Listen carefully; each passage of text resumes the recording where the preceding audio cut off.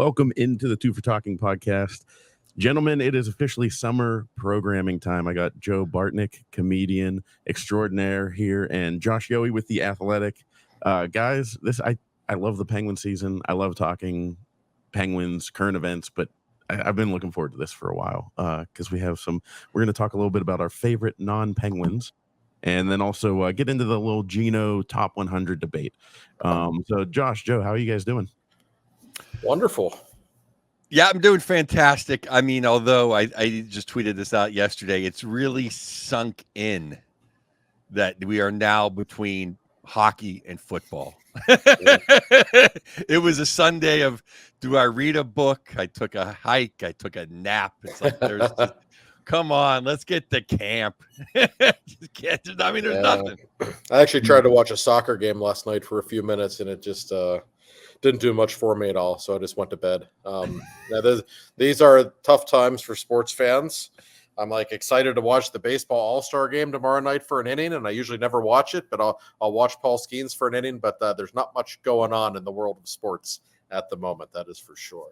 No, and they try to make the MLB draft an event, but no, it's not. They tried, but soccer. I mean, my wife yelled at me because I've talked crap on soccer in front of the kids. And she's like, "What do they want to play?" I'm like, I don't know. It's just so boring. I can't. My dad tried to put it on while I was visiting my parents. I'm like, I'm sorry, Dad. I can't do this. Is there cable Clark and give me something else? No, I did tune into the Shakira halftime show. I'm a longtime Shakira fan, but Oh, okay. Well, that was so. I'm glad she arrived, but yeah. That soccer just doesn't. I don't know. I know some people are so into it. That's fine, to each their own. But I enjoy soccer. I've tried. Do you? Yeah, I actually enjoy soccer, not more than college basketball, but definitely more than the NBA. I just because it flows. It just flows. I mean, I love knowing nothing about it. I know Mbappe, I know Messi, and that's it.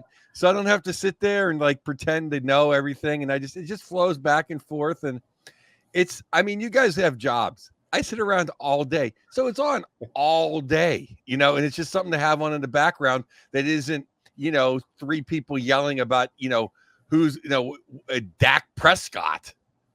Yeah. That's true. I know, but I understand the people that don't like, I never think what I like is important. Everyone has different things they like.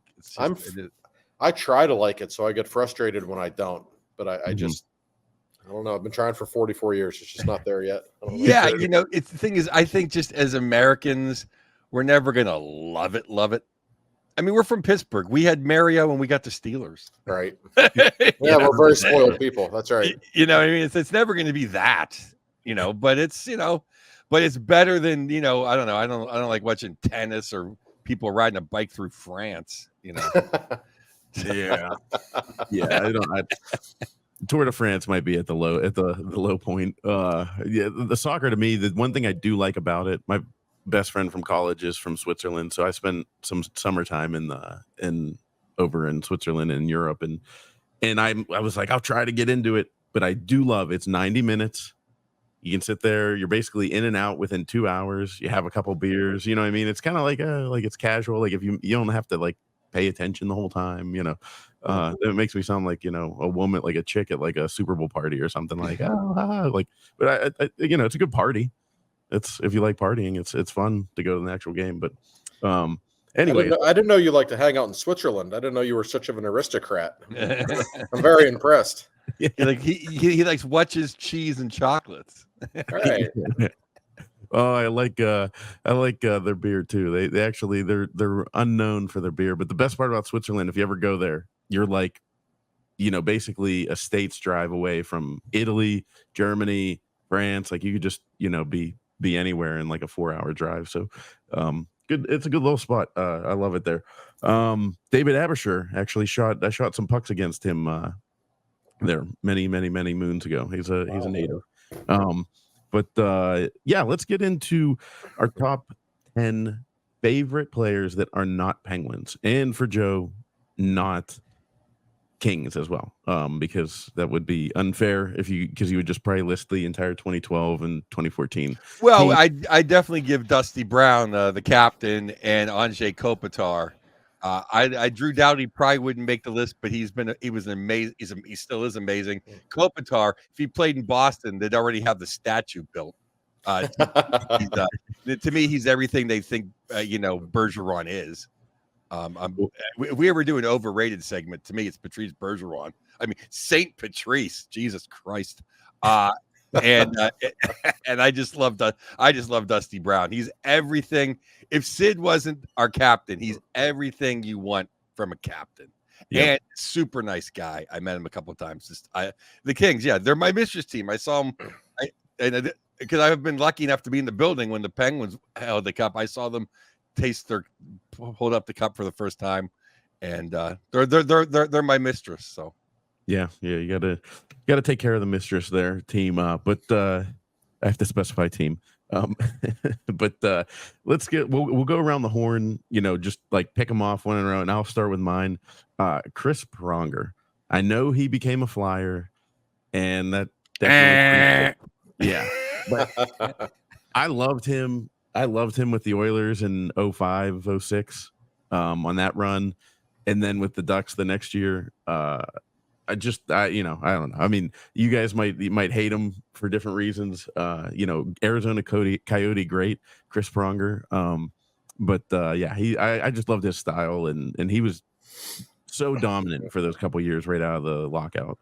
There's one reason to hate Chris. There's only one reason to hate Chris Pronger, but there's actually a great reason to love him, because then he let Sidney Crosby hate the Flyers as much as I do. He did. He played a big role in that. You're right. And the great Chris Pronger story, when he won the MVP in 2000, he won it by one vote over Jaromir Jagr. And who voted for Chris Pronger but Pittsburgh's own Dave Molinari, who always tells me, he said the whole organization was mad at me except for Jagr. He said, I got the training camp in September. Jagr looked at me and said, I don't give a shit. And then he walked away. So that's, but when I think of Chris Pronger, I can't help but think of the 2000 MVP vote. Hey, when Pronger took that puck to the chest and didn't miss a shift. I mean, Pronger was amazing. I can see why you love him. He was the Flyers. I can't put him on the list. I really discount his Flyer time, but yeah, go ahead. So what do you guys, Josh? What do you have for your first on your list? I don't have many bad hockey players on my list. Looking at them, hockey snob that I am, but I base some of it on I've been lucky enough to meet some of these people over the years, and that makes a difference too. The first guy I thought of who never played for the Penguins, always wish that he would have because he was such of a Penguin. Teemu Selanne, who is one of the nicest human beings on earth. I was just new on the beat in 2009. I'm in California. I see him sitting there. I'm like, oh boy, that's Teemu Selanne. Like, yeah, you're still new on the job. Like that one gets your attention. I said, excuse me, Teemu, do you have a second to chat? And he looks at me and he says, have a seat. Then he says, before you ask me about hockey, let's talk about cars. Then he starts telling me about all of his sports cars in Finland or whatever. Okay. He acts like he's your best friend, one of those guys, but he's just a gentleman. And my God, what a hockey player. Oh, incredible. Teemu Selanne. My first guy, the first guy I always name, there's two I always name instantly as my two favorite ever Penguins. They both played on the same team, actually. Sergei Fedorov. Yep. I got him on mine too. Just the man. I mean, just Detroit Fedorov. Obviously he took a tour through the underbelly of the league and never was quite the same. But prime Fedorov, banging tennis star Fedorov. You can't beat him. I mean, he was the best. He was the whole ball of wax. He scored a huge Game 5 overtime winner for us against Washington. If you remember correctly, he off his stick. Geno's goal.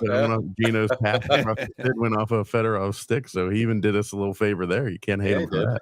No. He was in the 90s. He was something else. Like the Nike skates, the puck, the glowing puck era. That was like almost like Jordan level. People that didn't have a team. It was like, Fedorov. Everybody knew Fedorov. He has the bona fide witch gene. He had the witch gene, the Mario gene. the wit when that really I always say like that Geno has that Sid only has because he's just so good at everything. But just that that Suk gene, that whatever that is that they're just a magician with the puck. I call it the witch gene. Fedorov was the first person I saw to have it after Mario. Mm. And you always felt like he could have put up bigger numbers if he felt like it. You know what I mean? He never wowed you with his statistics, but it's like when you'd watch him play, it's like, why doesn't this guy put up 140 points every year? I don't know how much he cared to necessarily. I think he just liked winning. But no, there was a stretch there. There wasn't a better all-around hockey player in the game than Sergei Fedorov. No, certainly not.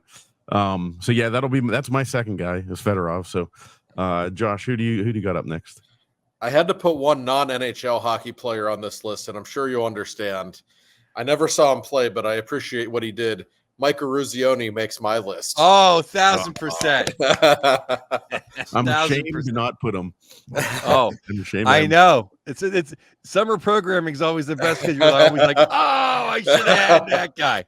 Hey, Herb Brooks would be proud of me to put him on that list, and he scored the biggest goal in American history. You can make an argument it's the greatest goal in hockey history. It's certainly in the running of most important goals, and just the nicest guy in the world. I've had the pleasure of meeting him a couple of times.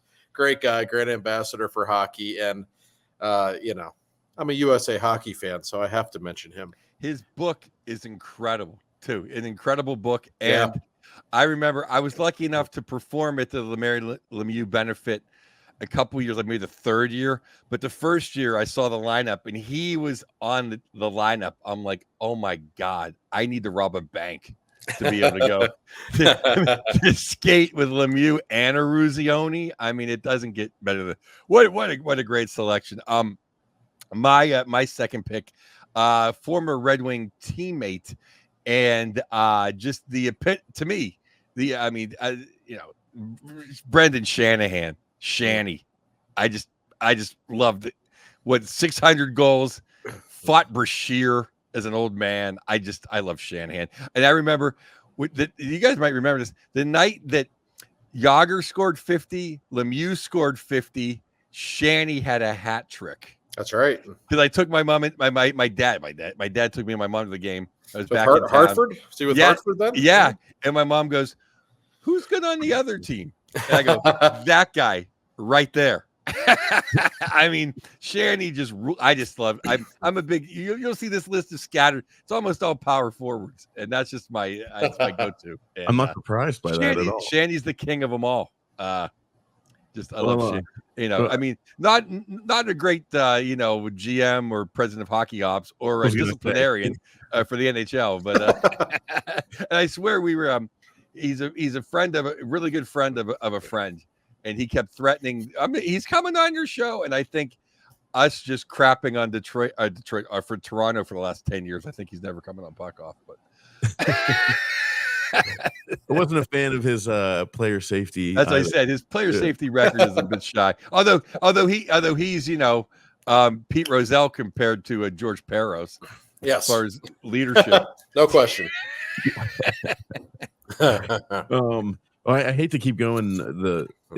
I mean, he's not purely a Red Wing, but I go Chris Chelios. And I remember, Josh, there might have been a story that we probably can't tell on air that was in relation to this, but there was a rumor the one year that the Penguins are going to get Chelios at the trade deadline. Mm-hmm.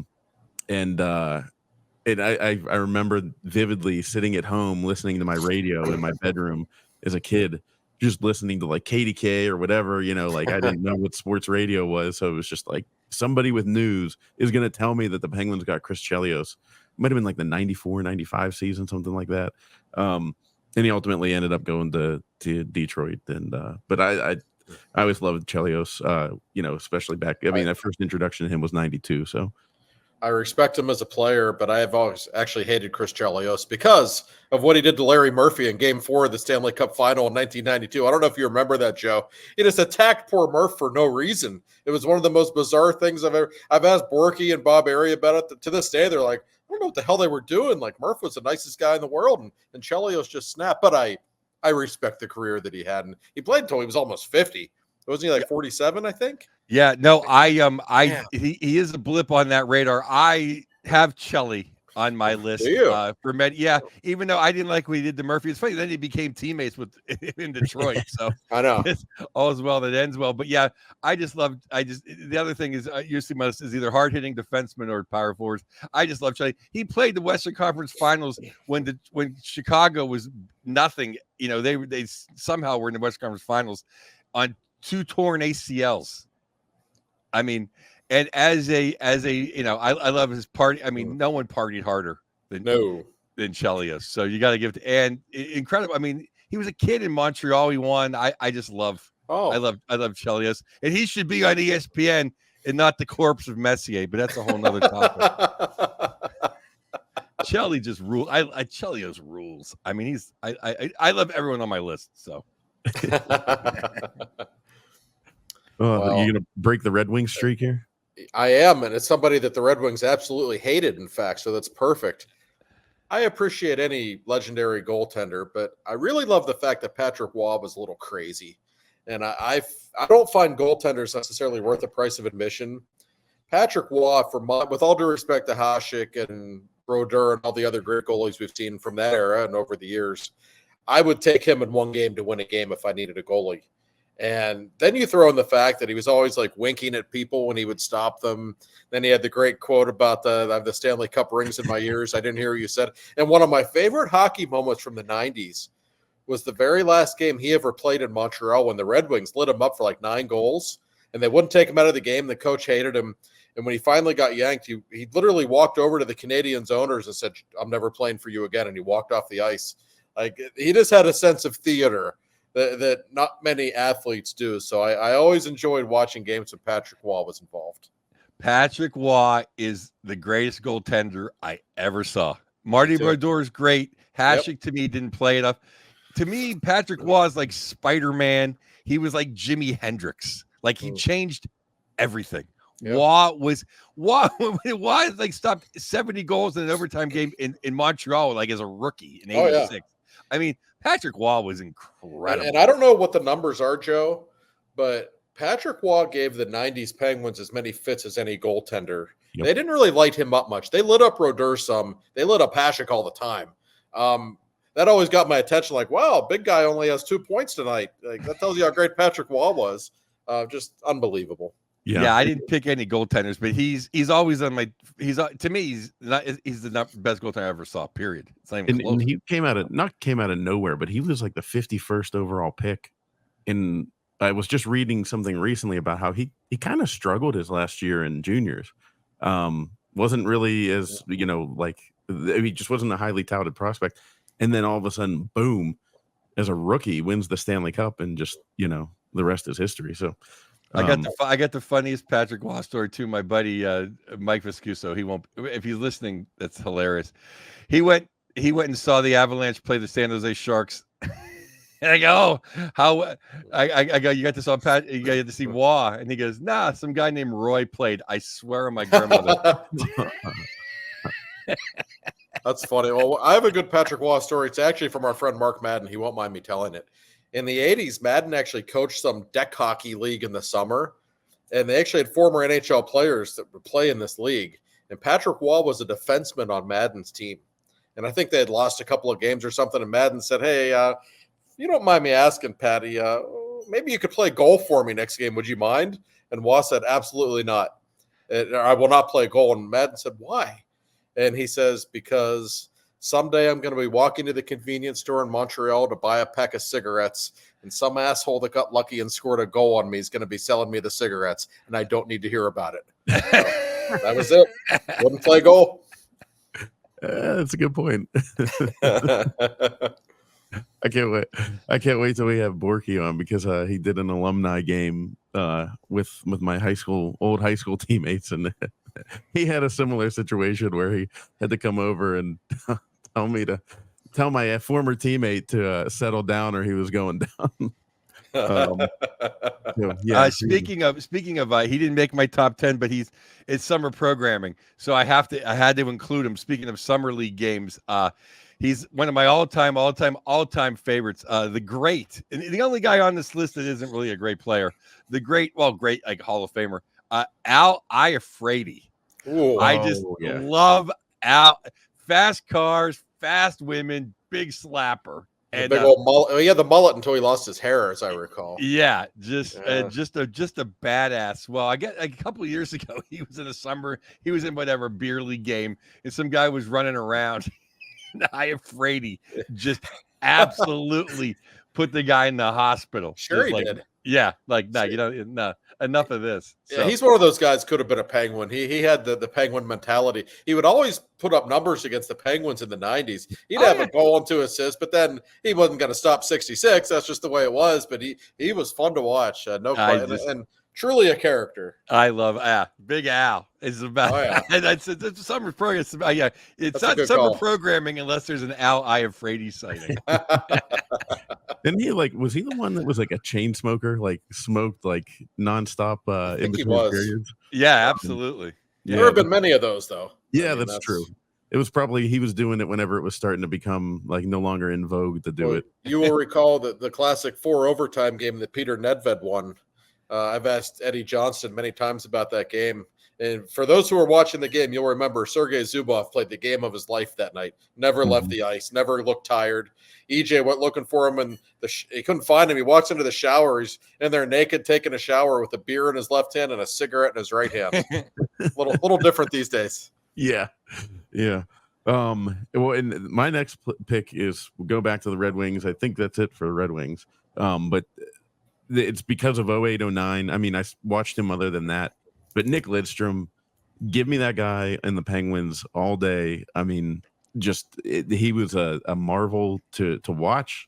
To me, it's like that's everything that a defenseman should be. All-time great. And he was just terrifying to play against. You can never get the puck in on him. You can get behind him. Great call. To me, I never saw Bobby Orr play. So to me, he's the best defenseman I've ever seen play. Yeah, we had Darren McCarty on Puck Off, and I asked him, I go, what was it like to practice against Nick Lidstrom? And he goes, that's a great question. He goes, it was impossible. You couldn't dump it in. He'd knock everything down. Because you just couldn't get by him in practice. He goes, Bowman would just scream at you, and you could never beat him. Finally, Bowman's just like, let these guys get in the zone. If you ask Sid or Geno the best defenseman they ever played against, they don't have to think about it very long. They will both say Nick Lidstrom without question. He just had an understated way about him. He was like the perfect hockey player. He just never did anything wrong. And I think all of Pittsburgh gasped when it was Lidstrom with the puck on his stick with 1 second left. Because you're all thinking, oh my God, it's Lidstrom. He's going to score. He was so great. What a gentleman too. You'll never hear a bad word about Nick Lidstrom. He's one of those people. Well, who do you got next, Josh? Another person with some Red Wing ties. One of my favorite players from the 80s and 90s, and he was not a goon. He could actually play the game, but his name was Bob Probert. He's the greatest fighter of all time, and he could play a little bit. He really could. When he wasn't taking care of Stevie Y, he would bang in a few goals. I'll never forget the fight against McSorley. I think it was in '94 that went about 2 minutes. I like fighting. I find it entertaining, and nobody did it better than Big Bob. No, I love Bob. Frazier's, smiling right now when you said Bob. His favorite. The one Probert fight against the Penguin I remember, the great Chris Tamer. Yes, beat Probert. And I remember watching before the sports bars were invented. I went to a bar on Hyde. I'm like, they're playing, and I go, I know they're going to fight because they were talking about it. And Probert goes, "You feel lucky, punk." Tamer went lefty and dropped him with an uppercut. That's right. No, that was a big moment. That was. Oh, it was a huge moment for the. That was. In Bob Probert, I don't know how widely spread this is throughout the hockey community, but the great Dennis Shannon, my high school coach at Gateway, who I'm sure Mark Madden knows, but Dennis Shannon called this one drill the Probert, where it's just the star drill. You skate up and it's like you're shuffling side to side, and the reason he called it the Probert was because Bob Probert couldn't skate. And they were like, but we're going to make you a hockey fighter. And so that's the drill he did for like an entire summer, was you skate up to the dot, sideways, like karaoke to the right, stop, forward, back, karaoke to the left, and then back. And that's Bob Probert's claim to, that's his, instead of being in the Hall of Fame, he has a drill named after him. So, and he is a great, I actually interviewed the lady who did the documentary. There's the documentary, I'm sure it's on Netflix or YouTube or whatever, on Probert. It's pretty amazing. Yeah. Oh yeah. I think I've watched that. Yeah, it's good stuff. My third one is Larry. I mean, they're not in order anymore, but Larry Robinson, the great defenseman Larry Robinson, who literally saved hockey. You talk about saving democracy. He saved hockey when he beat up he beat up Schultz in 1977. Ending the Big Bad Bruins. It was like, yeah, here come the Canadians. And anyway, Larry Robinson, I think he played for like 50 years. Yes. He took up all the ice. He's a great coach and a great guy. He's a good book on him too. But Larry Robinson is my pick. This will show the age gap. It took me years to find out that he was a player at one point, because I just knew him as a coach. And then I was like, oh my God, this guy played hockey too. Pretty fair player. 66 scored a highlight reel goal against him at the very end of Robinson's career too, by the way. There is footage of that on YouTube, but that didn't happen to Larry Robinson very often. He's absolutely one of the best defensemen ever. Yeah. And I have a soft spot for you'll see in my next pick, the old Canadians of the 70s. That was a soft spot. For great guys. Team. Oh, yeah. Joe, you're going to really appreciate the reasons for this pick is Ty Domi. First of all, Ty Domi, I mean, I just love players like that, but he had a huge respect for the greats and a huge respect for Mario. I remember Mario's comeback game. They were showing pregame while Mario's on the ice, and Domi came way out of his way to give him a handshake, say welcome back, and I was like, that's awesome. But then also, we all remember when he pulled a Flyers fan into the box. And so you can't say that Ty Domi, you're going to beat up a Flyers fan. The cool thing about Ty Domi, you couldn't hurt him. Like, guys used to break their hands on his face. His head and his face was so hard. Like, he wasn't really that great of a fighter, but he never really lost because you couldn't hurt him. Like, that was his unique superpower. And he was on my list too, by the way. I was always wildly entertained by Ty. He is the Charles Oakley of the NHL. He's best friends with all the greatest players. That's exactly right. It's like Ahmad Rashad. Yeah, he's like, remember Ahmad Rashad would always follow Jordan around everywhere. Like, oh, there's real objective commentary here from Ahmad. He just had dinner with Jordan. Now, absolutely. I'm sure you've seen Ahmad's wedding photo. It's the greatest wedding photo of all time. No, I haven't. Does it have Bill Cosby maybe, or I don't know. And OJ. And OJ? His wedding party.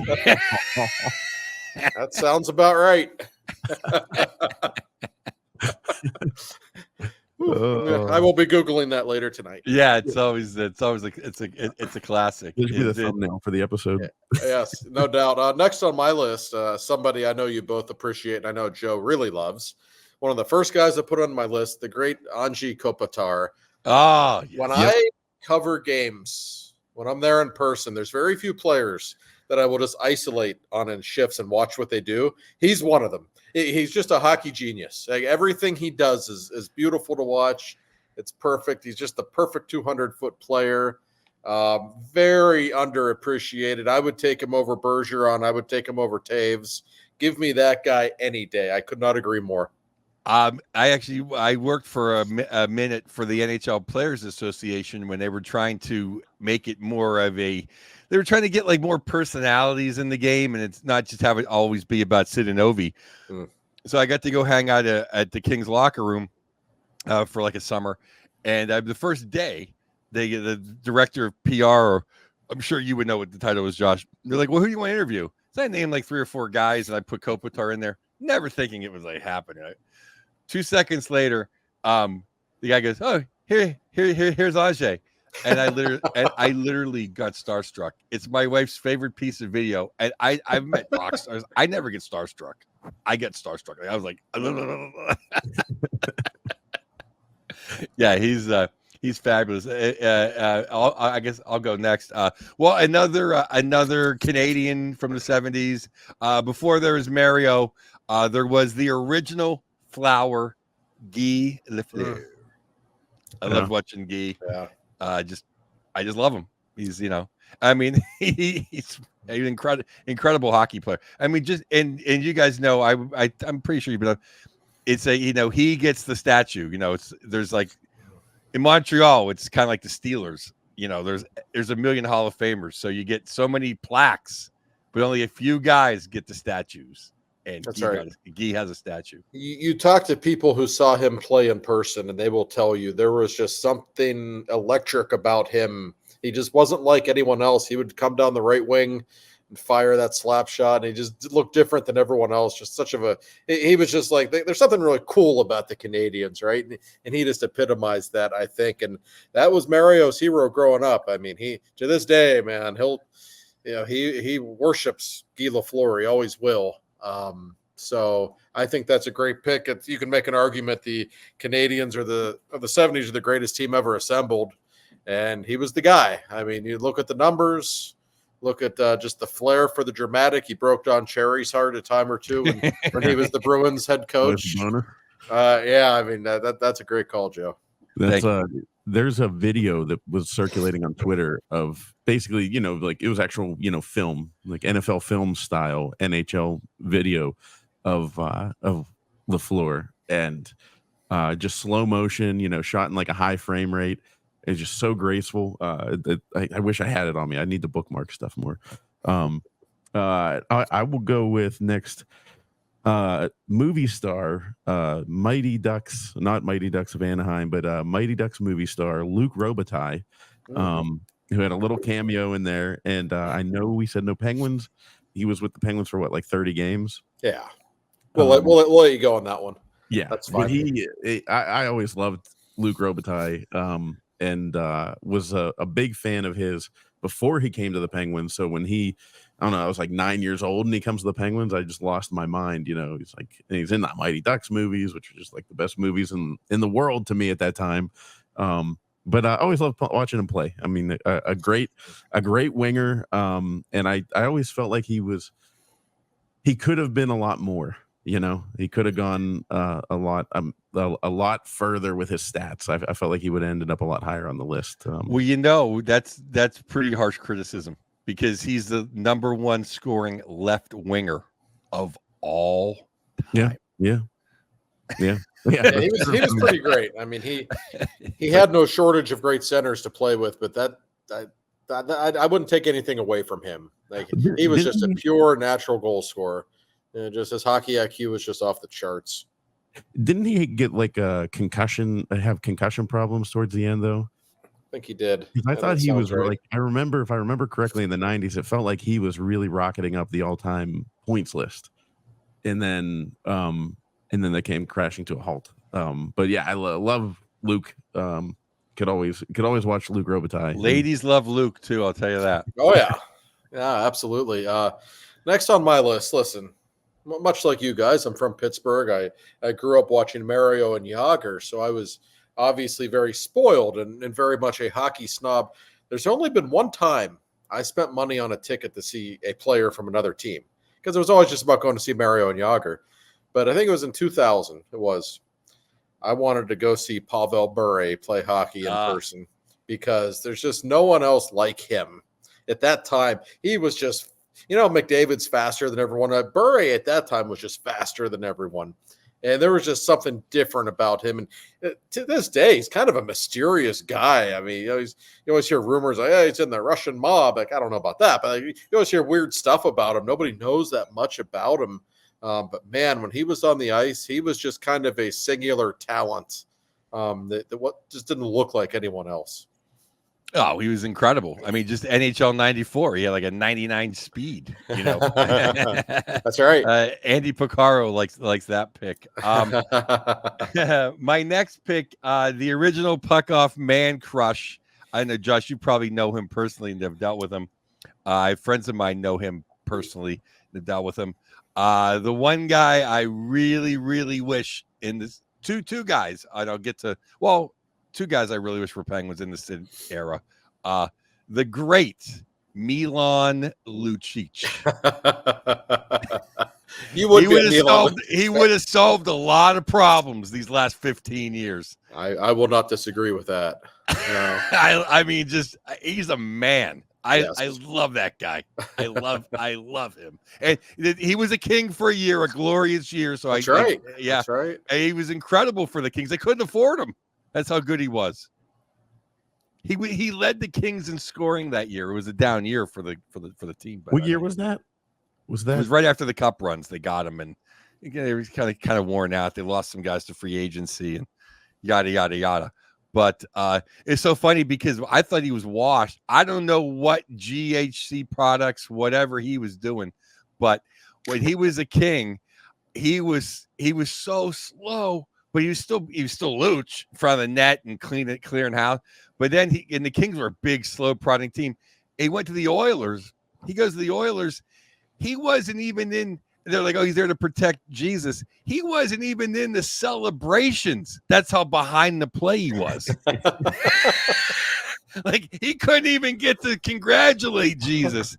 So then he got traded for Mr. October, James Neal. They switched. Calgary and Edmonton had a trade, and he played great for Calgary the last couple of years. Sutter understood him, and he got faster all of a sudden. I don't know what happened, but when he was in Boston, I mean, he owned us when he was in Boston. He's just I just love Luch. He's the man. He's the man. He killed us. My next one is also partially because he killed a Flyer once or twice in his life, and that would be Scott Stevens. I know he's in division rival, but I love seeing somebody that could hit like that and somebody that could not. I tried explaining to my nephew. He said, well, what do you mean he lit people up? I said, he wouldn't be in the league anymore. Like, no. You could not. And I said, and he didn't do it with his elbow like Trouba.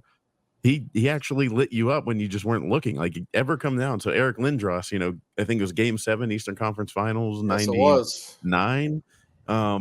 And yeah, 2000, I think. Yeah, 2000. And Eric Lindros comes back, has a good game in Game 6, scores a couple goals, forces Game 7, and then like ESPN's just talking so much about Lindros. He's the next Lemieux, and the game starts, and it's like the first shift of the game. He bumbles the puck, and boom, gone. It's over. I have Stevens on my list too. I love it. I love Kevin Steve. I love Scott Stevens. Incredible. I mean, he knocked Ronnie Francis in the next year. There's a horrible shot of Ronnie crawling back to the bench. Oh yeah, he was in Toronto. But yeah, I mean, Stevens is the epitome of defenseman. I mean, he just no question. I remember, I forget what game it was. He took out somebody, and there was almost a big brawl. And he looked at the other team's bench, and he just pointed to his head and said, "You're next." he didn't mess around. He didn't. You're right. He didn't throw dirty hits. At least not as the game was played then. And nowadays we might say, well, the point of contact was his chin, but back then it was deemed as clean hits. He was absolutely a frightening player to play against. And what I loved about Stevens, like when he was a Capital and a Blue, he fought. Like I do not like the guys that hit, but then they don't want to fight. I won't name names on this podcast, but there's guys that want to throw the big hit. But then they don't want to fight. You right. You gotta cash that check if you write it. As far as I'm concerned, absolutely. Yep. So my turn. Yeah, I'm gonna age myself slightly. Although this guy, I'm looking at his stats. He played until '98. I think one of the more underrated players in history. A guy who used to score many a goal against the Penguins in my childhood for the Washington Capitals. Mike Gartner scored 708 goals. I can still see him streaking down the right wing. He was kind of a poor man's LaFleur. He just had that incredible shot. He was fast. He never really played for good teams most of his career anyway. But I think history kind of forgets him a little bit. You score 700 goals, though. That sticks out to me, and I always appreciated watching him play. 1,000%. Mike Gardner was great. I'm along the same lines, although he did play for great teams. Brian Trottier's winger, the great Mike Bossy. Oh yeah. Oh, if I could have watched him, I didn't get to watch him, but I probably would put on my list. Struck down by some injuries, but I mean, think about it. He was the top scorer on the Islander dynasty, and Bossy was incredible. That's what it was. I mean, well, yeah, I'm looking up his stats real quick because he how many He only games did he scored play? 50 or more goals every season. He only played 9 seasons, but you look at his numbers, it doesn't even look real. 752 games, 573 goals. Jeez, There you go. that's that's unreal. He was okay. Yeah, he was all right. Another one going Scott Stevens connecting to Paul Correa. I loved Paul Correa on the Mighty Ducks, Sure. and scored one of the most badass goals after getting knocked out and in the Stanley Cup final, Game 6 again. Scott Stevens knocks him out, and he does that exhale and fogs up his visor, comes back, scores the game winner. I always enjoyed Paul Correa. I know that's Anaheim, Joe. So I don't know if that's I'm as I've said many times. First of all, I love the Ducks. I like going to Ryan Getzlaf. I call him Superman. Could easily be on this list. The guy that took a puck to the face, scored a game-winning goal, and had a kid, and he did more in 24 hours than I did my whole life. I love the Duckies. I like going. If they were a half hour closer, I'd go to way more games down there. No, I'm pro. I'm pro every single thing except the Flyers. Well, which is why a guy who I love cannot make this list because of his. I mean, if JR was not a Flyer, he would easily make my list. I mean, thank God this summer he was in the Hall of Fame. It's almost like Lynn Swan for me, how it's been incredible that he could not be in the Hockey Hall of Fame. right. So it's ending now. But Well, I mean, JR rule. I know he took a golf tour the last 10 years of his career, went everywhere for the sun and didn't really care. But prime Chicago Blackhawk JR. Oh, he was really good. You're going to get pissed at me now, Joe, because I'm about to pick another 90s star who did indeed finish his career in Philadelphia, even though I don't think we identify him as a Flyer. But if there was a Game 7 with everything on the line, I would want Peter Forsberg on my hockey team. He's one of the best hockey players I've ever seen. You look at his statistics, and you're not blown away. It's like, okay, he was really good. To see him play, especially in the playoffs, in the big games, when he would elevate his game, as great as Joe Sakic was, Joe Sakic's one of the most prolific scorers ever. I still think Forsberg was the best player on those teams. That's no knock on Joe. I just think Forsberg, when he was in his prime and healthy, which wasn't often, but when he was, just a dominant hockey player. He was like Kopitar with a splash of Geno. Yeah. He was a horse like Kopitar, but he had the witch gene like Geno does. Right. No, that's about right. That's a great comparison. Yeah, I love Forsberg. Clip that one. Yeah. I didn't stumble there. I got a couple more that I got. So this was it's kind of fresh in the news. And I'm going to pick him because I really feel for the guy and his career since he broke his leg in just class. I'm just going to throw him in here. He usually doesn't make his first time he's made my top 10 in summer programming, but I'm going to just tap of the stick to Steven Stamkos. I just think class act, and he broke his leg and came back. His shift in the Stanley Cup final in the bubble is infamous. He dove in front of pucks this year. The only guy in Tampa Bay looked like they gave a damn. I love Stamkos. So yeah, so do I. It's a good call. Yeah. And my last, it's my only goalie, be Dominic Hasek. Just because as a kid growing up, he was so much fun to watch. Like you watch any game just to see what kind of acrobatic saves he was going to make. He did get kind of a cheapy Stanley Cup. Had to go to Detroit to get one. I mean, it wasn't quite Ray Bourque level, but because they needed him to win the cup. But I thought with Buffalo, that Stanley Cup with the goal in the crease and all that kind of stuff, he was unreal, and it made late 90s hockey super fun to watch. Yeah, he was a fun goalie to watch. There aren't many of those, and I have 4 names on my list remaining, but I'm lumping them all together, and you'll understand why. Brandon Saad, Vince Trocheck, JT Miller, and John Gibson, all drafted in 2011. Love all 4 of them. And they were getting a lot of hype before the draft. These 4 kids from Pittsburgh. And Pittsburgh doesn't really put people in the NHL. They all got drafted, and they all have had even better careers, I think, than were projected. All 4 of them, and they mean a lot to Pittsburgh. I know, a lot of kids are playing hockey in Pittsburgh today because of Sidney Crosby and Mario Lemieux. I understand that they're the 2 biggest reasons why. But I'm telling you, those 4 guys, made a really big difference for kids from Pittsburgh. Saying, "Yeah, I can make it to the NHL. That guy's from Gibsonia, or that guy's from, Whitehall, whatever." So I will always have a special place for those 4. I have Mr. Sod on my list, the Sod father. He's in my honorable mention because I just had to mention because I remember. First of all, I know some of his family, and they're like, I want to meet Sod. I remember when he got traded to Columbus. I remember I was laying in bed when I heard the news, and I turned purple with anger, and I was epileptic. So did David Morehouse, by the way. we didn't get, and then literally that's the day we got Kessel. Yep. So I was kind of like, what are we doing? This? How did we not get Sod?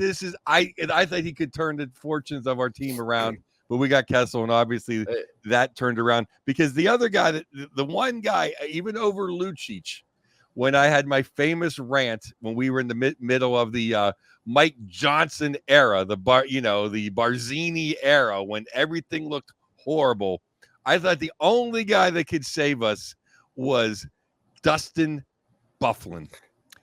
Big Buff. I thought he's the one guy. We were soft. We needed defense. We couldn't do anything for 3 months. I thought the one guy that could change everything was Byfuglien. He still had, other than Stevens, he probably has like my 5 favorite hits of all time. I mean, Byfuglien used to go into a scrum just like Andre the Giant and just throw people around. I remember there was a scrum against the Penguins years ago. I think it was in Winnipeg. He literally took 2 guys with each of his hands and just pulled them apart like that. It was like, oh, nobody's going to mess with him. I mean, and he could play. I mean, he got that huge shot. Oh, yeah. Talented guy. Oh, he played forward. He played defense. He was Borky on steroids. I mean, he was I love Big Buff. And then Winnipeg was so dysfunctional. He just left. He goes, yeah, I'm done. I won a Stanley Cup. I'm done. I'm going to go fishing. I'm going to go fishing. And so that's a Big Buff. I only have one more then. That's in my top 10, but I always have to say, but it wouldn't be summer programming without Al Iafrate and Dustin Byfuglien. My 10th pick, who the epitome of captain, the epitome of Canada, the epitome of being a man, Mr. Wendell Clark. Ooh, good one. I like it. Number 17. Number 17 in your program, number 1 in your heart. God love Wendell Clark. Everyone in Ontario appreciates that pick. He's still big in Toronto, I'm sure. I mean, just the way he took on McSorley in the Western Conference Finals, that was the most. That's the epitome of hockey. Oh, you ran our guy. Here comes Wendell, and that was just the best. Like instantaneously. They're like, oh, we're gonna sit around and think about it. He just drops the gloves, and just went at it. Incredible. It's a good call. Awesome. Well, you're gaining some fans in Toronto, Joe. I have tons of fans in Toronto. I just not Mitch Marner's family. Oh well, that'll do it for this segment. We're gonna come back and do one more segment. On the next segment, we're gonna talk Geno being Mr. 101, not being in the top 100. So we'll talk about that when we get back on Two for Talking. All right, sorry guys. All right, yeah, good. Welcome back to the second segment of Two for Talking. And on this segment, last time we talked top 10 players that we liked that weren't Penguins. Now we're going to talk quote unquote top 100 NHL players of all time in the first 100 years. And Evgeni Malkin did not make the list. And every year that goes by, it looks worse and worse. Because let's just call it out instead of dancing around it. Jonathan Toews, even at that time, everybody was like, really? I remember a video. There was like a little thing the NHL produced with Wayne Gretzky, Lemieux, Bobby Orr, Crosby, and Jonathan Toews doing a round table. And somebody shared it and they said, 4 NHL greats and Jonathan Toews sit down to talk about hockey. That was at the same time that they announced this top 100 list. how in the world? I know recency bias, whatever, but come on, how did Geno not get in that list, and how did Jonathan Taves get in there? It's real easy because Geno's Russian. That's right. That's the number one answer. I mean, at the time before Ovechkin had his Stanley Cup, a Russian newspaper voted or picked him as the greatest Russian player of all time, even over Sergei Fedorov. And that was right about the time that top 100 list came out. So, I mean, obviously, to me, Geno is a top 20 center of all time. Oh, he's a top 50 player ever, I think, easily. He's 23rd all time in points per game, and he'll actually probably finish higher than that because a lot of the guys who are above him now will start to drop back down when they get late into their career, just like Geno has a little bit. I was there in Los Angeles the night of that ceremony. It was All-Star Weekend in LA in 2017. And after they announced the team, I have never seen Jim Rutherford more angry in my life, and I've never seen Mario look more angry. They were both there. And Rutherford was particularly upset. He was one of the voters. I think there were 50 people who voted on that. Jim was one of them. And I could be wrong. I have to look this up. I think there was only one Russian voter out of 50. So that of course, gives Joe's point a lot of validity, I think. Evgeni Malkin is, in my opinion, at worst, the third greatest player of his generation behind Crosby and Ovechkin. When Geno was at his very best, he may have been better than both of them.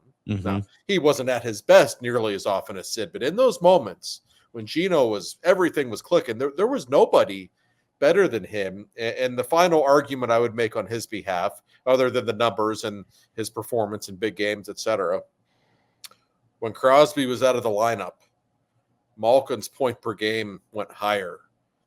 That tells you something. That tells you he wasn't benefiting that much from being the second line center and getting to play against inferior defensemen.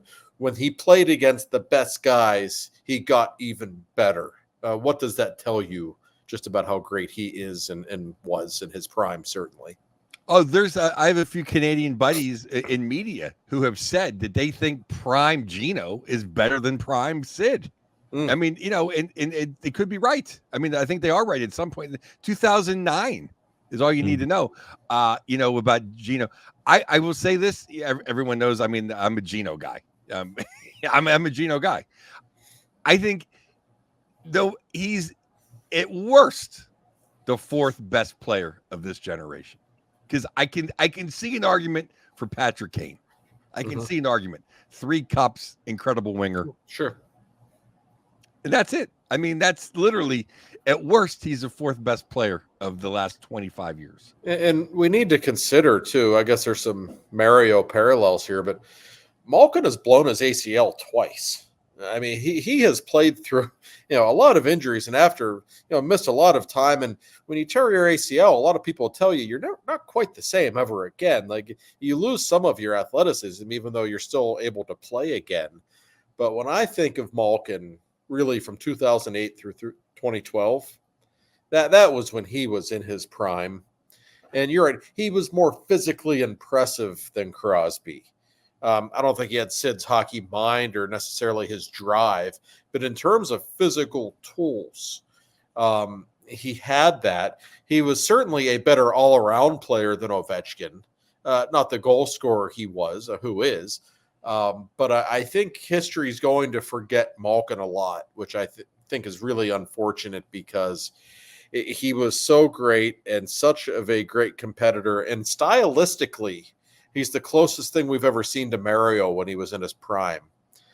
Just little stuff he would do, the anticipation. Well, I always say when Geno's locked in, he steals 3 or 4 passes a game because he just feels the game in a different kind of way. I will miss watching him play when he's done. I will miss kind of the visceral crowd reaction that he produces. You never hear Crosby, it could be here, Geno. Like the crowd just connects with him in a different kind of way. And usually when they do that, he starts playing better. He's always had that. He's the only player I've talked with who admitted that, the COVID games when nobody was in the building that really affected him. because he liked playing off the crowd. He liked the energy that he got from them, and he couldn't get it during those games. So he's a tragically underrated player all time, in my opinion. I mean, he has the witch gene. I mean, nothing better than him getting pissed.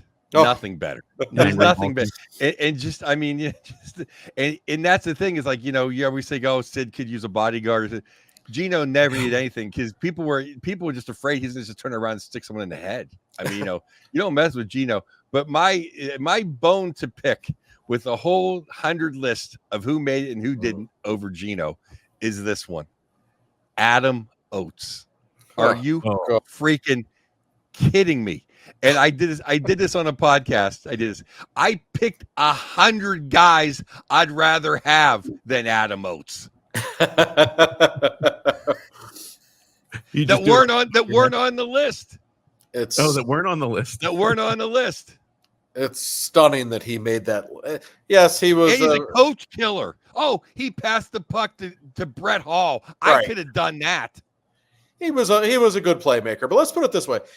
He was so ineffective as a goal scorer. You'll recall, guys, that when Washington would be on the power play, the Penguins would completely ignore him when he had the puck. They would just cover everyone else because they knew he wasn't going to shoot and that he wasn't a threat and that he never would. Imagine anybody treating Evgeni Malkin like that. It's just laughable. And again, if Evgeni Malkin were from Sudbury, Ontario, I promise you he would be on this list. And Geno even kind of plays like a Canadian. That's the funny thing. Like Geno and Ovechkin, they're physical. Like they'll drop the gloves. Like they have all these attributes that you would think Canadians would like. But I think there is absolutely a bias against Russian players in North America in general.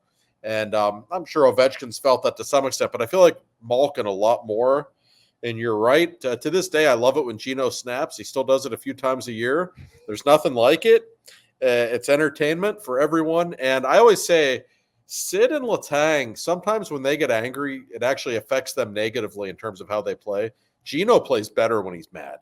Like when Geno's mad, especially in his prime, he'd be in the penalty box after he took a dumb penalty. You could see he's sitting there yelling at himself in the box. You'd always say, man, he's going to score on his next shift. You watch. And often he would. He just had that ability to flip the switch. Not many people have that.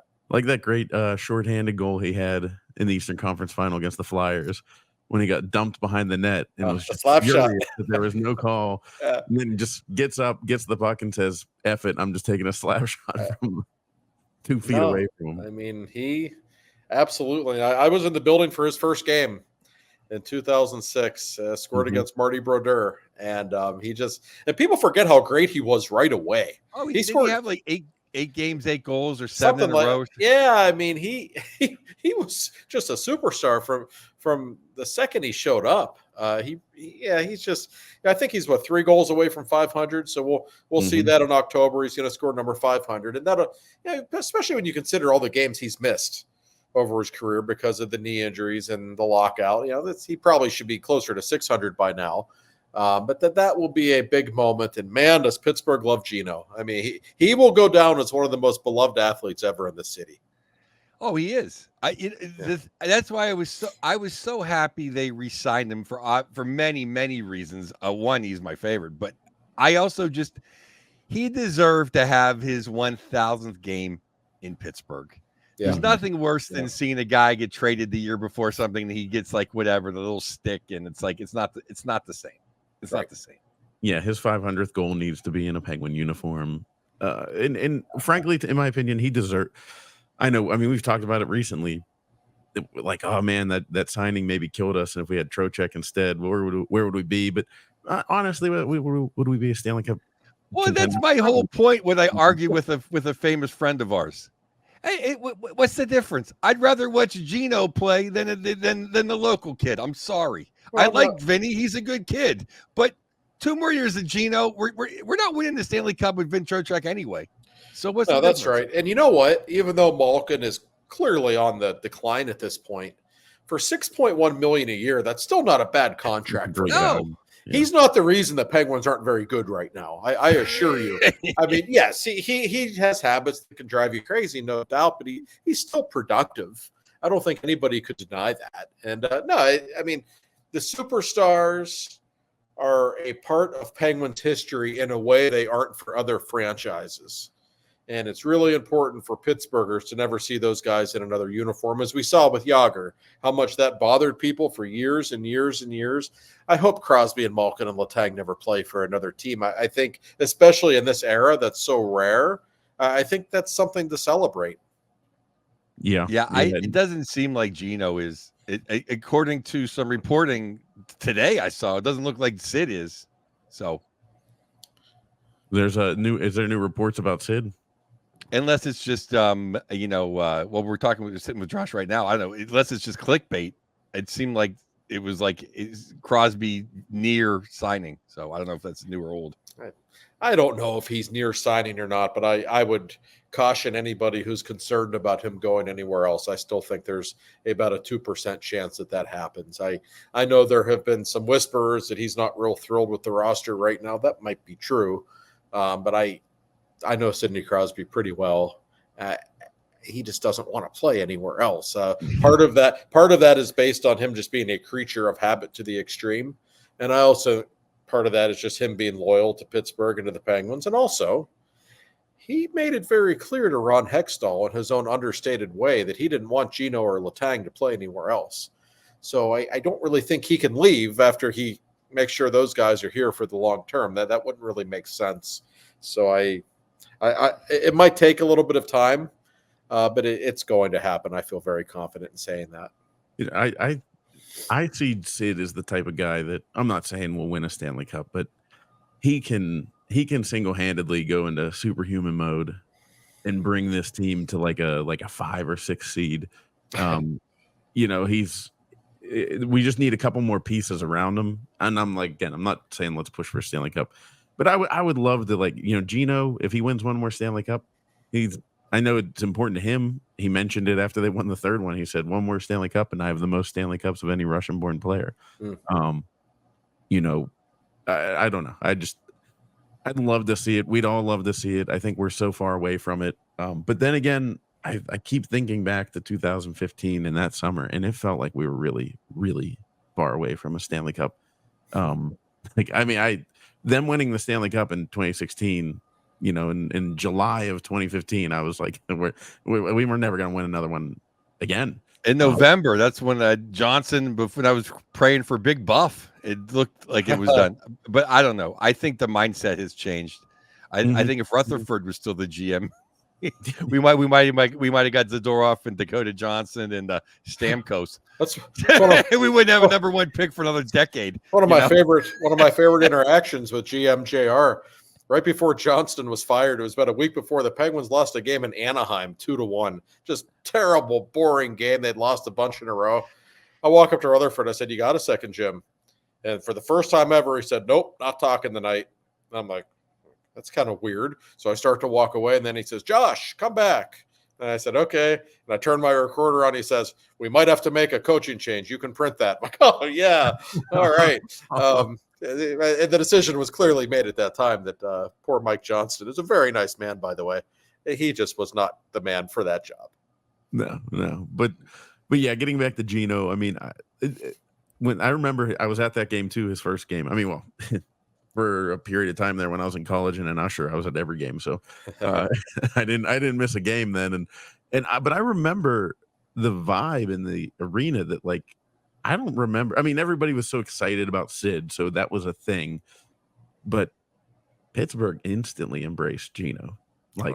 Knowing what he went through, it was I felt like people had an emotional connection to him. Like how bad he wanted to be here. Russia made him stay behind. All that whole saga. It was just something different compared to any other athlete that's come through Pittsburgh. No, there is. And there was just something instantly likable and refreshing about him. And I think he couldn't speak the language very well, and he was in a different country. So I think there was a natural almost sympathy for him that made people like him even more. But then you got to know him and you saw that personality and the sense of humor. How could you not like this guy? So Pittsburgh, to say that we've been lucky with the superstars we've been graced with over the years is the most profound understatement I will ever make on this podcast. Yeah. Yeah, and good old Geno. He wasn't in the top 100, quote unquote, but he's top 50 for sure. And like you said, without injuries, he's probably, and if he's a Canadian, he's in the top 15 conversation. Clearly. So, it is what it is. But all right, well, that'll do it for us here on Two for Talking. Thank you guys for doing this. Thank you guys for listening. If you want to send in some summer programming ideas, I've teed up some of your emails that we can start going through. We got a couple more of these before we start having some special guests. So send the emails to the number 2 for talking podcast at gmail.com, and keep your eyes peeled for a website coming soon where you'll be able to interact and do more stuff. And maybe Joe will write some words, and I don't know. We'll see what happens. That'll do it for all of us here on Two for Talking, and we'll talk to you guys next week.